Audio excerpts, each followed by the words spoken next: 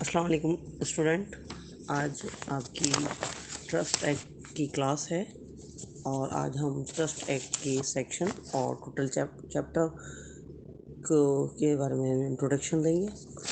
Trust act 1882, trust act 1882, इसके total section हैं 96 and total chapter हैं इसके 9, जो कि इंट्रोडक्शन का फर्स्ट चैप्टर बिलोंग करता है इंट्रोडक्शन को, जो कि सेक्शन 1 to 3।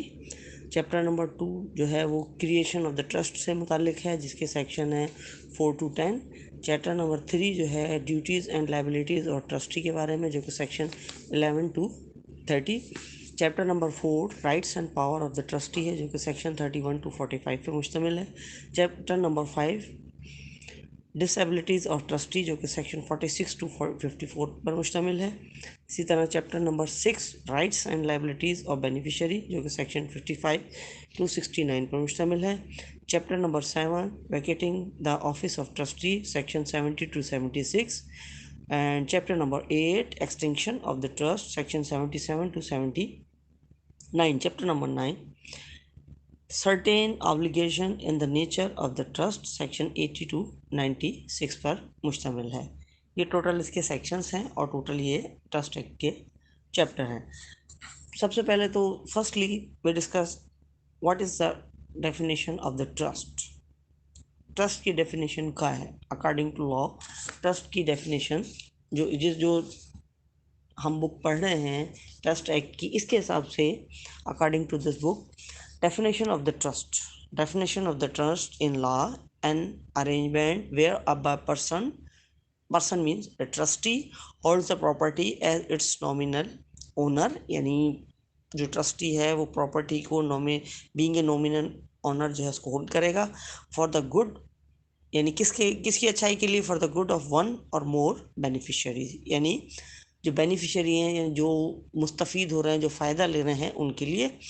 इसी तरह से इसकी सेकंड कुछ और डेफिनेशंस हैं जो कि मैं आपसे डिस्कस करना चाहूँगी, ताकि आपकी समझ में आ जाए कि ट्रस्ट से मुराद यहाँ पर क्या है या ट्रस्ट क्या चीज़ है। The beneficial enjoyment of property to which another person holds the legal title, a property and trust held by one person, the trustee, यानी वो प्रॉपर्टी एक शख्स अपने हाथ में लेकर रख रहा है at the request of another, यानी किसी दूसरे की रिक्वेस्ट पर, और वो दूसरा कौन? The settler. For the benefits of a third party, the beneficiary, यानी बेनिफिशियरी के लिए। ट्रस्टी वो जो कि प्रॉपर्टी अपने पास रखता है किसकी रिक्वेस्ट पर? The settler. अब सेटलर कौन है? Who is the settler?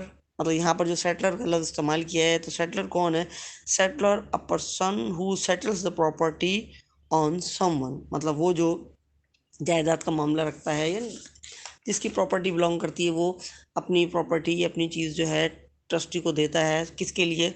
For the third party की बेनिफिशियरी के लिए। अब वो थर्ड पार्टी कौन है? जर्नल्स भी हो सकता है, यानी जिस तरह से ना ट्रस्ट प्राइवेट भी होता है, चैरिटेबल भी होता है। तो ये सारी चीज़ें हम इंशाल्लाह इसके अंदर डिस्कस करेंगे। फ़िलहाल हम इंट्रोडक्शंस के अंदर चल रहे हैं, फ़िलहाल हम इंट्रोडक्शन कर रहे हैं कि इसका इंट्रोडक्शन क्या हो सकता है। अब चैप्टर 1 जिस तरह से है कि इसमें क्लासिफिकेशन बयान की गई है।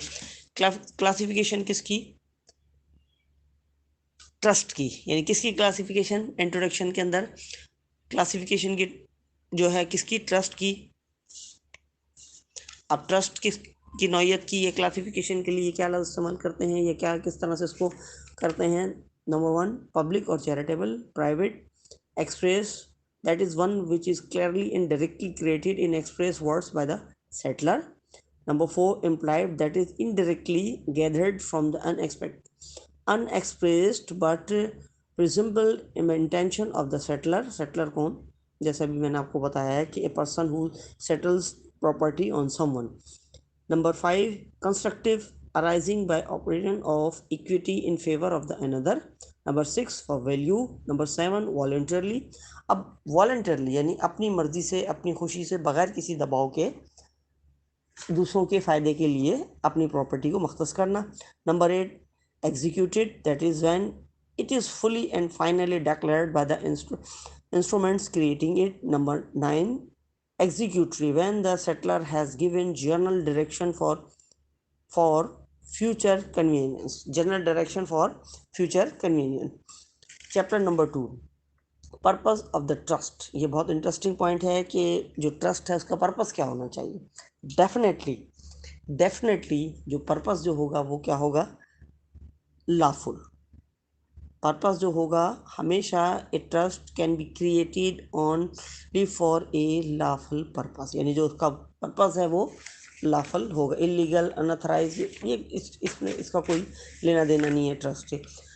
अब necessary condition for trust, necessary condition for trust, यानी ट्रस्ट के लिए नेसेसरी कंडीशंस कौन सी हो सकती है। A trust is created a trust is created when the author of the trust indicates with reasonable certainty by words or acts and intention on his part create to thereby a trust, b the beneficiary or beneficiaries are nominated specifically, यानी जो beneficiary है या beneficiaries है वो specifically nominate किए जाएं।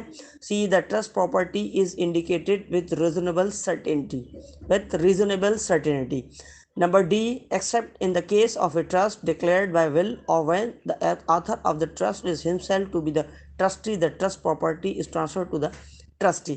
अब यहाँ फर्क आता है कि what is the difference between Waqf and trust. अब ये सवाल होता है कि कभी कभी हम कहते हैं भाई वक्फ और ट्रस्ट में क्या फ़र्क हो, जिस तरह से पब्लिक एंड प्राइवेट ट्रस्ट का डिफरेंस है। The beneficiary carries in private trust are specific individuals while that in the public trust is the public in general और ए क्लास देयर ऑफ, यानी पब्लिक और प्राइवेट ट्रस्ट का इन्होंने difference क्या बताया। The beneficiaries in private trust are specific individuals, यानी specific individuals होंगे, while and the public trust is the public in general और क्लास देयर ऑफ, यानी उसके लिए जनरल या उसकी कोई स्पेसिफाइड किया जाएगा, लेकिन इंडिविजुअल स्पेसिफिक होता है इंडिविजुअल किसके अंदर, प्राइवेट ट्रस्ट में। इसी तरह वक्फ और ट्रस्ट में जो main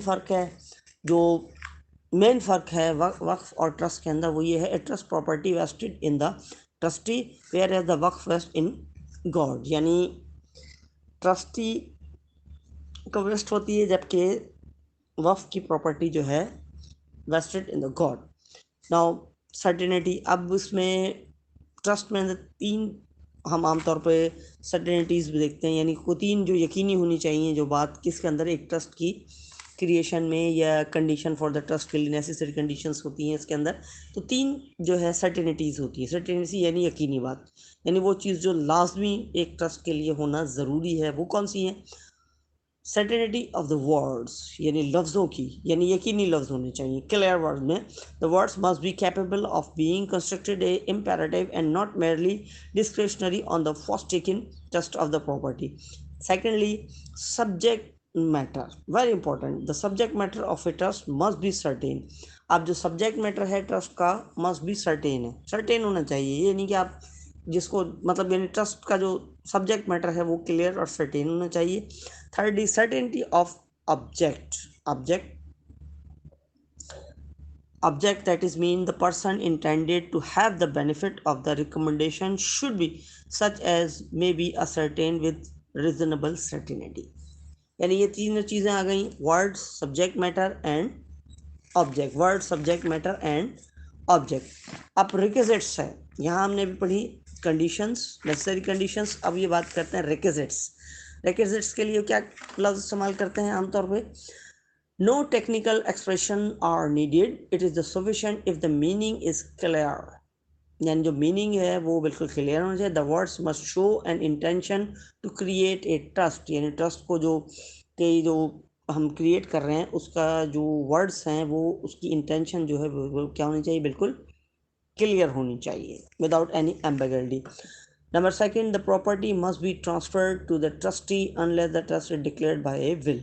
Must be transferred to the trustee. Property trustee को ट्रांसफ़र की जाए ताकि वो उस जो कि वो सेटलर की डायरेक्शन के मुताबिक जो है बेनिफिशरीज़ के लिए जो है ट्रस्ट की प्रॉपर्टी को इस्तेमाल करे।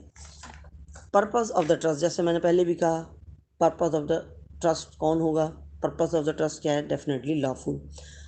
Any person, who may create a trust, any person capable at law or in or in equity of alienation to any extent property or an interest in the property is to the same extent capable of creating a trust in that property or interest.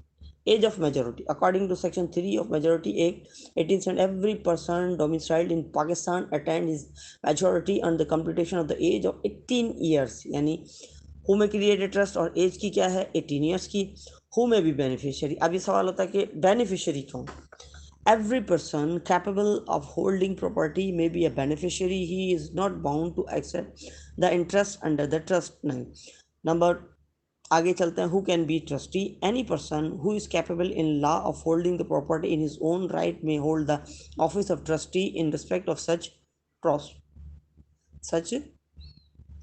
property. Requisites of a valid trust. ये भी हम discuss इसके अंदर करेंगे कि भाई requisites के लिए हम लफ्ज़ इस्तेमाल करते हैं कि वैलिड ट्रस्ट की जो रिक्विजिट्स हैं वो क्या होती हैं. दैट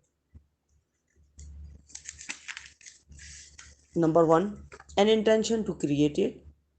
यानी इंटेंशन किस चीज़ किसकी ट्रस्ट को क्रिएट करने के लिए वैलिड ट्रस्ट को क्रिएट करने की.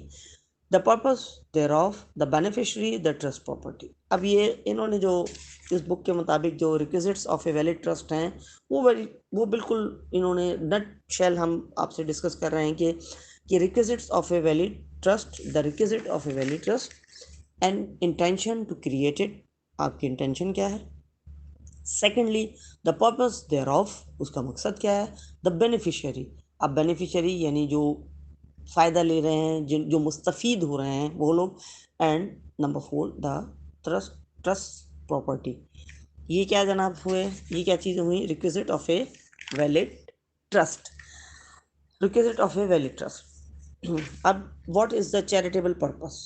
चैप्टर 3 में जो liability and of the trustee है ड्यूटीज़ है उसमें एक लफ्ज़ इस्तेमाल करते हैं हम चैरिटेबल पर्पस. क्या लफ्ज़. Charitable purpose. अब चैरिटेबल पर्पस क्या होनी चाहिए. Trust for the relief of poverty.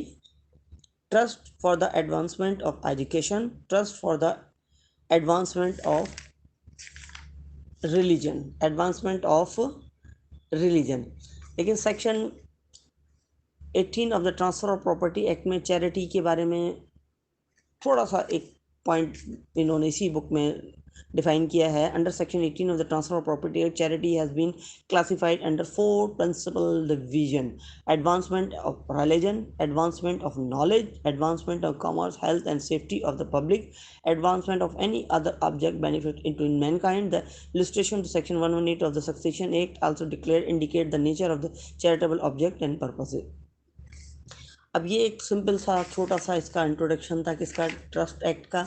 अब ट्रस्ट एक्ट में अंदर जिस तरह का राइट्स लाइबिलिटीज़ ये सारी हैं इसमें इंट्रोडक्शन हो गया. अब शॉर्ट टाइटल एंड कमिटमेंट. अब हम आते हैं शॉर्ट टाइटल एंड कमिटमेंट किसके ट्रस्ट का एक सेक्शन है. इसको भी मैं समझती हूँ कि हम थोड़ा सा डिस्कस कर लें. The trust act an act to define and amend the law relating to the private trust and trustee. Where preamble, where it is expedient to define and amend the law relating to private trust and trustee, it is hereby enacted as follows. Chapter number 1. अब वो enacted trustees, it is enacted. अब enacted क्या लफ्ज़ इस्तेमाल किया. Section 1 क्या कहता है. Short title and commitment. This act may be called the Trust Act 1882 and it shall come into force the first day of March 1882. Local extension is having it extend to the whole of Pakistan.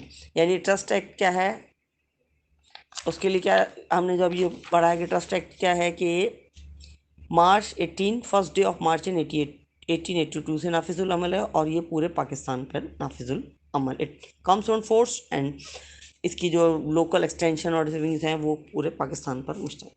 Now students ये एक छोटा सा मुख्तसर सा इसका introduction था trust act का. इंशाल्लाह नेक्स्ट लेक्चर में जिस तरह से हमारा तरीक़ाकार है कि हम step by step section by section trust act को डिस्कस करेंगे और तमाम सेक्शंस को तफसील से डिस्कस करेंगे.